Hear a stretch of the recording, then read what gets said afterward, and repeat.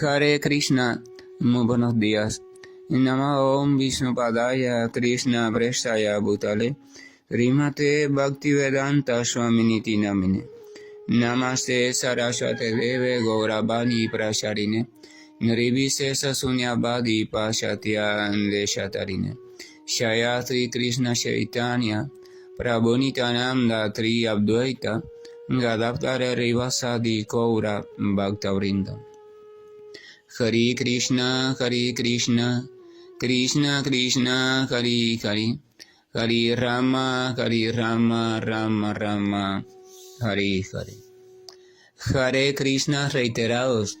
Vamos a continuar con la alegre y dichosa actividad de compartir y proponer reflexiones sobre algunos de los textos del siempre radiante y maravilloso Srimad Bhagavatam. Y es alegre y dichosa la actividad porque en verdad todo lo que se relaciona con la suprema personalidad de Dios, cuando tiene una procedencia auténtica, cuando es una información completamente veraz y cuando ha sido conocida por nuestros tiempos a través de grandes almas, entonces es como una cápsula de dulzura plena. Y si acaso no sentimos dulzura en ella, es porque debemos saber que alguna condición enferma en nuestra mente, corazón y cuerpo está impidiendo eso. Y uno no debe pensar, no, es que este fragmento no tiene dulzura, no, es que ese fragmento tiene una dulzura tan intensa que tu lengua por alguna razón se encuentra insensible y no es capaz de degustarla. Pero no botes el fragmento, no lo desprecies, no lo apartes, sino más bien piensa, estoy en una condición lamentable, debo hacer lo posible por sanarme. Esa es la verdadera posición sabia. Pero el necio no se da cuenta ni de eso, él simplemente dice, yo no experimento ningún placer en estas cuestiones. Estos sonidos son para mí como sonidos muy torturantes, escuchar estas cuestiones desagradables, y porque además de eso están llenas de imperfecciones, porque mira aquí dice eso y eso no es así, porque a mí me enseñaron esto y aquello, y ahí va, pobremente, pobre corazón, pobre criatura que aún teniendo el alimento sano frente a ella, lo cambia por alimento contaminado. Hay que orar mucho. Y por eso los sabios de Naimisiranya se reunieron hace más de 5,000 años allí para hacer un sacrificio y orar al Señor Supremo, porque sabían que en Kali Yuga, en esta época en la que estamos, nosotras todas las criaturas íbamos a estar muy enfermas del gusto y no íbamos a encontrar sabor ninguno en las cuestiones del Señor. Íbamos a estar encontrando sabor en cuestiones contaminadas, llenas de caprichos humanos, de falsos maestros, falsos guías, falsa escritura. Y entonces por eso se reunieron allí para orar y hacer sacrificios. Señor, por favor, ¿qué podemos hacer para estas criaturas? Y por eso apareció Sutta Goswami y por eso les recitó el Srimad Bhagavatam, porque les estaba diciendo, aquí tienen la cura. Esta es el alimento sano, perfecto y puro, los pasatiempos directos del Señor sin contaminación, los pasatiempos sin adulterar. Solamente transmitiendo esto de manera paciente y desde un corazón bastante equilibrado en el Señor Supremo, o sea, refugiado en el Señor, entonces es que la enfermiza raza de Kali Yuga se podrá ir despertando de su oscuridad. Entonces, dichosa la criatura que tenga la oportunidad de que, aunque no encuentre sabor al inicio en esta escritura y en este sonido, aún así al menos persevere con tenacidad en escucharlo, con la convicción de que si lo hace y lo hace, entonces de seguro se cumplirá lo preestablecido o lo establecido por las propias escrituras. El corazón se irá purificando de todo aquello que le entorpece y el gusto se será refinando a tal punto que comience en algún momento a sentir algunos pequeñitos asomos de la dulzura indescriptible que hay contenida en el Señor. El Señor es dulce totalmente. No hay absolutamente nada, escuchen, porque la cuestión es importante y en esto les va la vida. no hay absolutamente nada, ni la más mínima porción en el Señor que no esté desbordada de dulzura. Si acaso alguien habla o encuentra en su relación con Dios una porción que no sea en extremo dulce y dulce al mismo tiempo llena de variedad en esa propia dulzura, entonces debe saberse que o no está degustando realmente al Señor, sino a una cuestión imaginaria, lamentablemente a veces es así, o simplemente lo está degustando, pero desde una condición muy enfermiza y lamentable, o sea, llena de impurezas.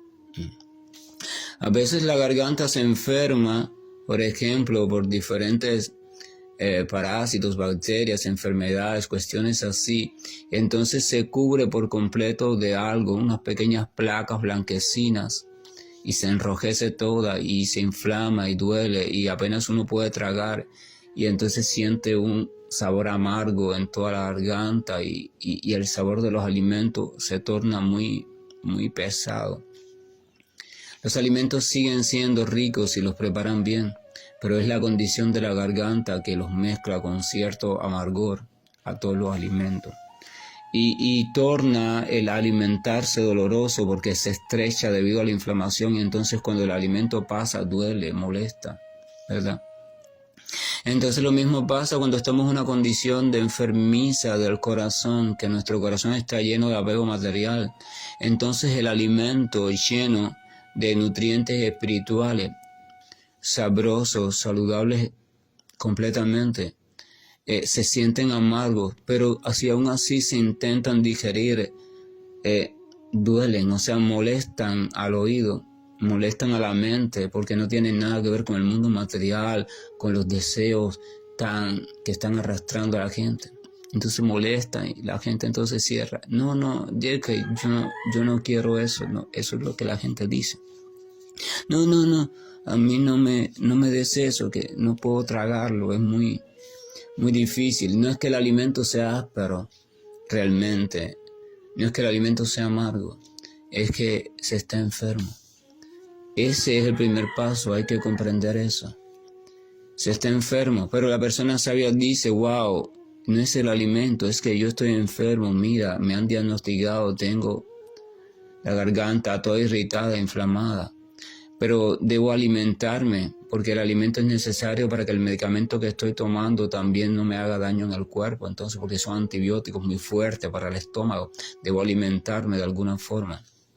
Entonces uno busca la manera más apropiada, pero se va alimentando. No deja de tomar el alimento, de alguna forma tiene que alimentarse. Por eso en el Chaitanya Charitamrita se dice que aunque no se entienda en un principio, se debe de escuchar continuamente los pasatiempos relacionados al Señor Supremo y a su devoto puro, porque estos pasatiempos con el tiempo de seguro van a despertar el sentimiento de amor por el Señor Krishna en el corazón del que escucha. Entonces el que escucha podrá entender los pasatiempos de Vrindavan, o sea, los pasatiempos que se cuentan, suceden entre el Señor y las almas puras entregadas a Él. Y podrá deleitarse en los diferentes tipos de relaciones que se establecen entre esas almas puras y el Señor, y su vida quedará completamente purificada. Entonces dice, debes perseverar en la escucha, pero no hacerlo ahí para discutir, no, abre tu corazón y repítete en tu mente, esto es algo maravilloso, lleno de dulzura, lleno de salud en todo sentido. Pero yo estoy en una condición de torpeza, por eso no lo distingo, pero aún así debo seguir recibiendo este alimento. Sin prisa, sin ansiedad, sin estrés, aunque mi cuerpo no quiera, aunque mi mente no quiera, yo tengo que disciplinar a mi cuerpo y mi mente y decirle, escucha este alimento, porque de la misma manera en que te dedicas a escuchar tonterías que no te conducen a nada bueno en las calles, en las casas, en las escuelas, en los trabajos, de esa misma manera entonces tienes que escuchar esto, que es lo que realmente te rinde provecho. Bhagavad Gita, el Señor Krishna le dice a Arjuna, tienes que disciplinar a la mente, tienes que ser recio y disciplinar a la mente y tienes que recogerla. tienes que frenarla de todos esos lugares en los cuales se encuentra distraído y devolverla a su condición saludable. ¿Cuál es la condición saludable de la mente? La condición saludable de la mente es situarse allí en aquello que realmente le es provechoso, en aquello que es realmente bueno y no en aquello que la pierde por rumbos ilusorios que después son para su propio mal y sufrimiento. Entonces, habíamos terminado en el día de ayer en el texto número 17. El señor Krishna se está yendo de Hastinapur. Las damas están en la azotea, unos lloran, otros se desmayan. Y bueno, ahí Krishna, otros le lanzan flores, pétalos de flores, sonidos de tambores, instrumentos musicales, alabanzas, oraciones, bueno, gritos.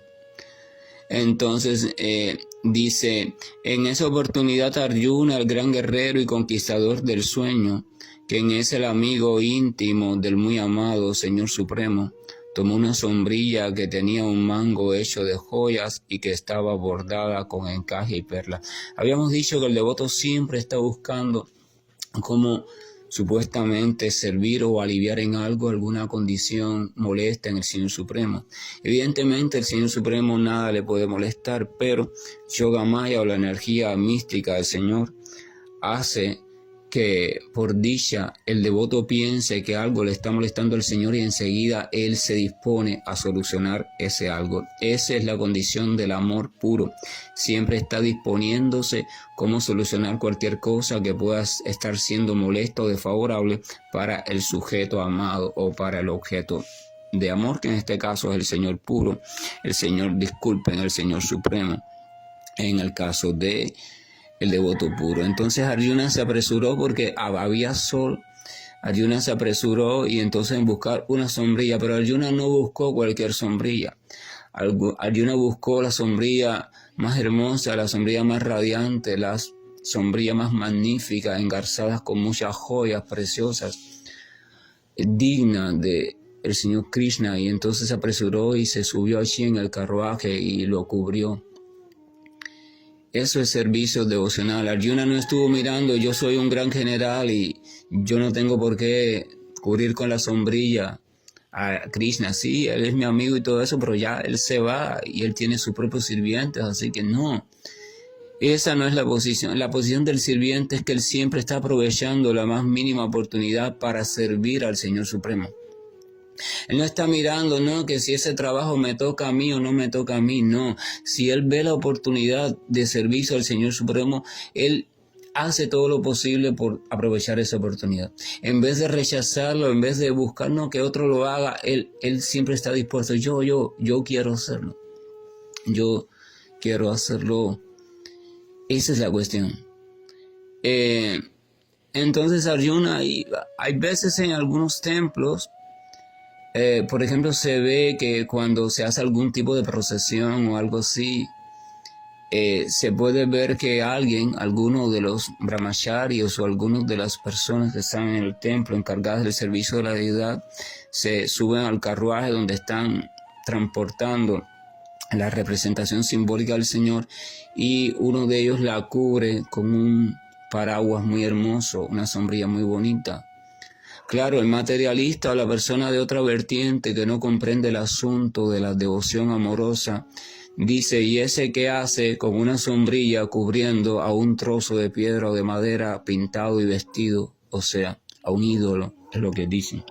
Pero ellos no pueden entender, porque el que no está enamorado nunca puede entender el comportamiento del enamorado. Realmente él no está cubriendo un trozo de piedra. Él en su corazón y en su mente está cubriendo al Señor Supremo, que misericordiosamente le ha permitido a través de algo material rendirle adoración. Ya ese sentimiento hace que eso no sea un ídolo ni sea idolatría. Cuando él está cubriendo, vistiendo, arreglando, mirando, bañando, limpiando, cambiando de ropa, de vestuario, tapando cuando hay frío, a ese supuesto trozo de piedra, su mente no está allí.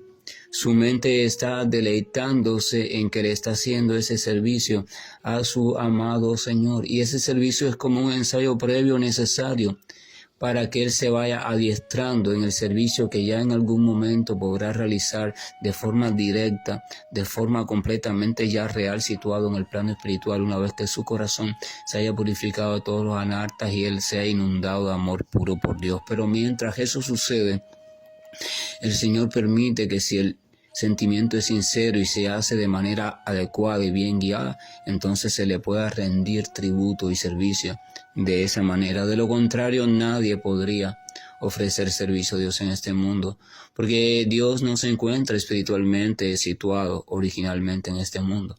Entonces necesariamente se necesita de algo simbólico que le represente, sobre todo cuando el practicante está en esa primera etapa, donde aún no es capaz de experimentar al Señor en su corazón, y aun cuando lo es capaz de experimentarlo en su corazón, aún así es conveniente que siempre haya algún tipo de representación simbólica, ya sea en forma de canto, sea de mantra, de sonido, nombre, de historia, de cualidades, de narraciones, o simplemente formas artísticas como pinturas, esculturas, cuestiones así. Pero ojo,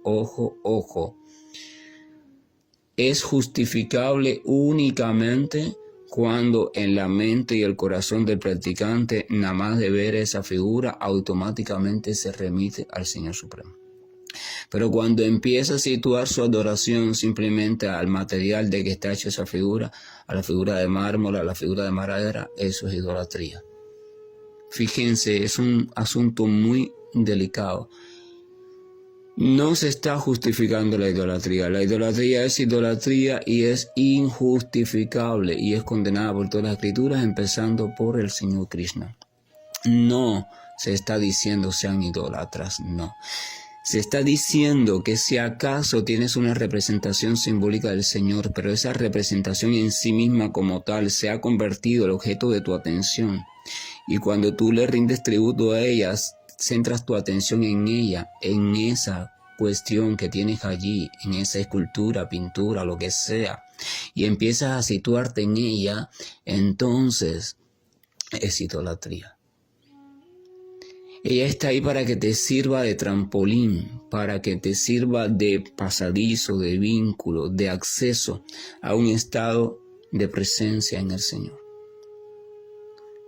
Presencia en sus pasatiempos, sus nombres, sus obras, para que tu corazón se inunde de amor por Dios. Es simplemente una cuestión de herramienta didáctica que te facilita el meditar en el Señor, ¿verdad?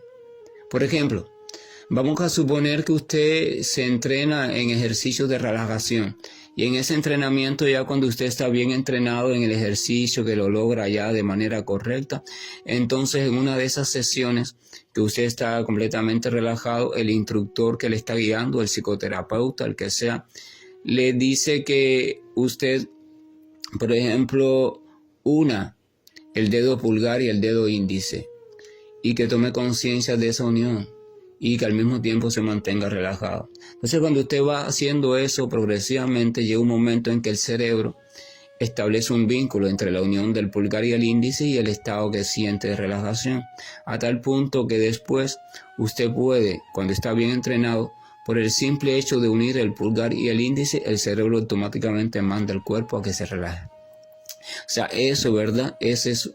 Se crea un ancla, o sea, de algo muy simple que activa un proceso más complejo. Lo mismo sucede. Entonces, esa figura simbólica, únicamente su razón de ser, la única justificación que tiene es que te sirva como ancla, que te sirva como pasadizo hacia el Señor Supremo. Pero si te quedas en ella, situado en ella, si tu atención se absorbe en ella como tal, como la figura como tal, es idolatría. Pero si tú vas caminando o entras al templo, en el caso de este tipo de templos, no todos los templos son así, estoy hablando de los templos de esa tradición. Entrar al templo y ves a esa figura y automáticamente empiezas a pensar en los nombres del Señor, en sus determinadas actividades, en lo que dice en tal texto, y entonces te da por glorificar al Señor y cantar al Señor, wow, inundado de éxtasis, de amor por Dios. No hay idolatría porque no hay ídolo. No hay ídolo allí, lo único que hay es la presencia del Señor. La presencia del Señor. Esa es la cuestión. Entonces, cuidado con ese tipo de asunto. Entonces ahí vemos a Arjuna cubriendo al Señor Krishna con una sombrilla. También en ese sentido se encuentra la justificación del servicio que se le ofrece o se le debe ofrecer al maestro espiritual o al devoto puro del Señor. El discípulo, se explica, debe siempre estar al pendiente del servicio del maestro.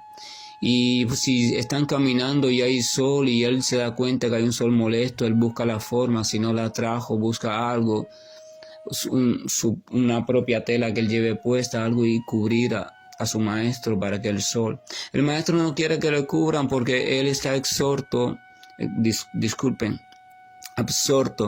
en las cosas del Señor y ni siente el sol, y si lo siente, bueno, lo ve como una molestia que hay que tolerar. Pero sin embargo él permite que el discípulo le haga ese servicio, porque así es como está instruido, porque el discípulo ha de ver a su maestro como un representante del Señor, porque es el que le está instruyendo en la ciencia del servicio devocional al Señor y le está instruyendo en la comprensión adecuada de las palabras y pasatiempos relacionados al Señor. Y por tanto, él, a cambio, por decirlo así, no es a cambio, pero es para que ustedes me entiendan, de esa misericordia, siempre estar pendientes de cualquier cuestión que necesite el maestro para su bienestar, y entonces lo cubre.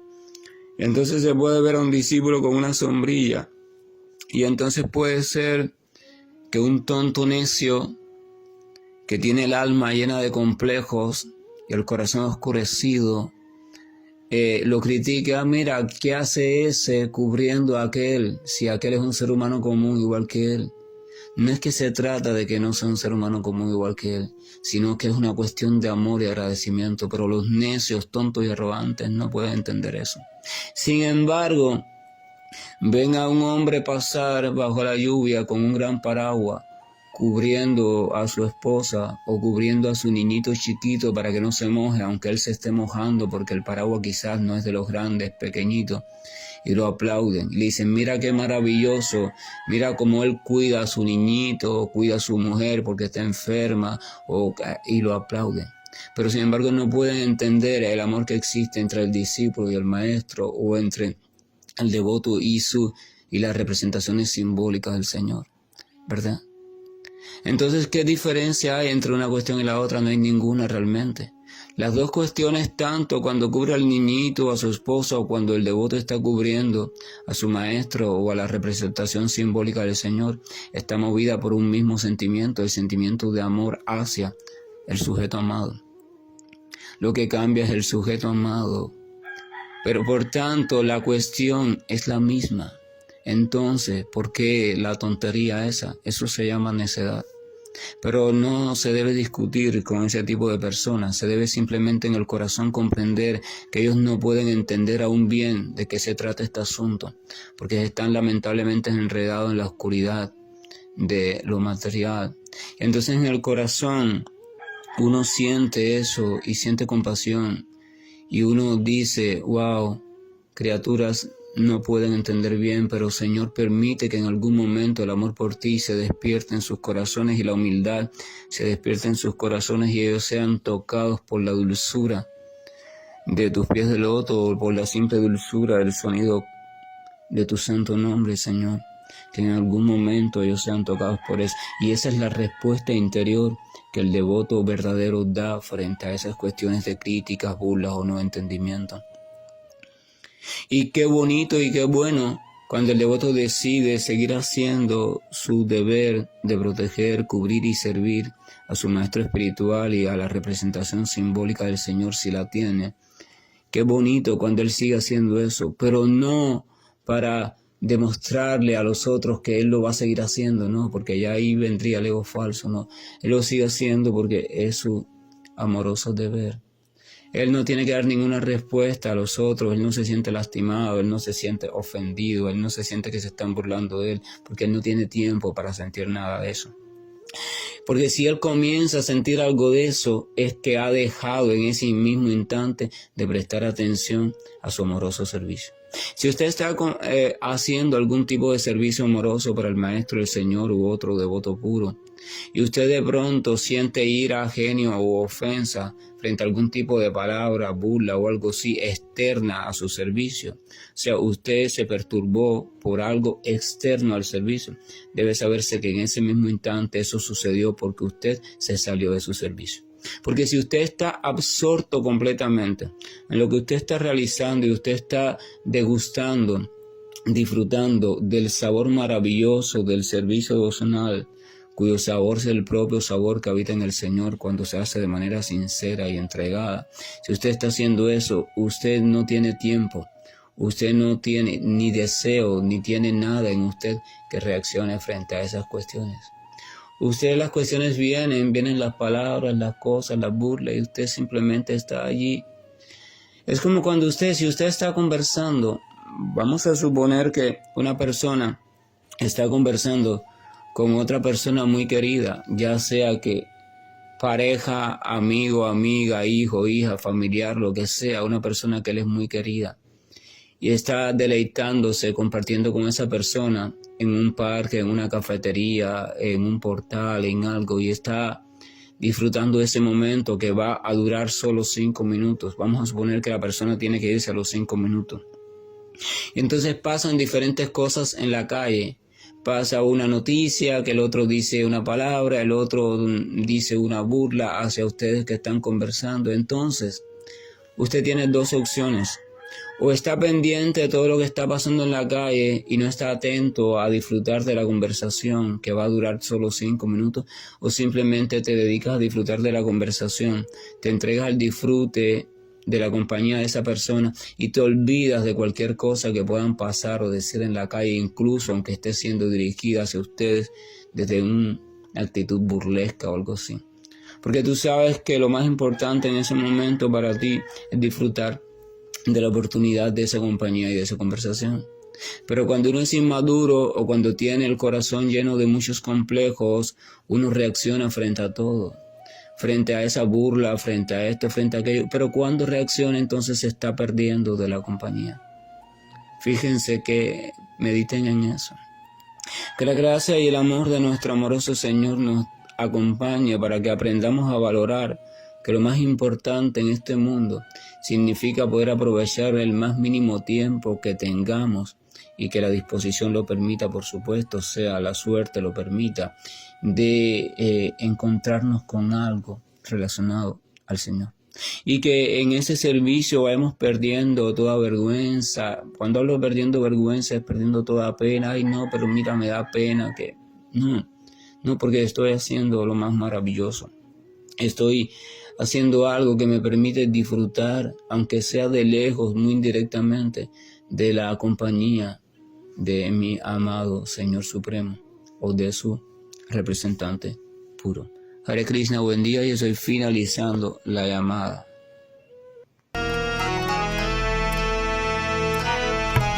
Namo Vishnu Padaya Krishna Prestaya Bhutale Srimate Bhaktivedanta Swami Nichinamine Namaste Sarasvati Devam Gauravani Pracharine Nirvishesha Shunyavadi Vasacha Deshatari